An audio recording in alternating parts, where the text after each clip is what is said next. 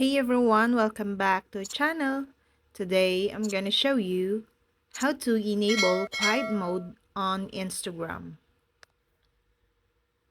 Quiet mode aims to increase concentration, improve rest, and limit the use of Instagram since the average time spent by users on this platform has been increasing and becoming a distraction that harms performance. In other words, the main objective is for Instagram to become a less toxic and invasive social network and to serve as entertainment within healthy times limit. To achieve this, when quiet mode is activated, your status will change to in quiet mode and you will not receive any notifications. Enabling quiet mode is very simple. You just need to follow these steps on this video. Open the Instagram app,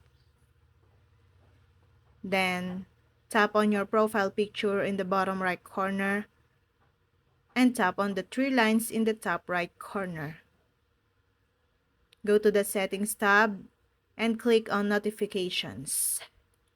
Under Notifications, you should see the Quiet Mode option.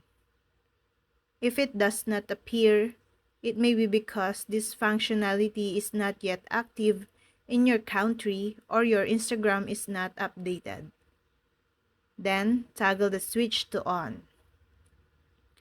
You can also choose to have quiet mode turn on automatically at a certain time. To do this, tap on the From and To fields and select the times you want quiet mode to be active. Once this step have been taken, quiet mode will be activated. You will not receive any notifications from Instagram during the number of hours indicated. And that's all. I hope this video helped you guys. For more videos, subscribe to our YouTube channel. Thank you for watching. See you again.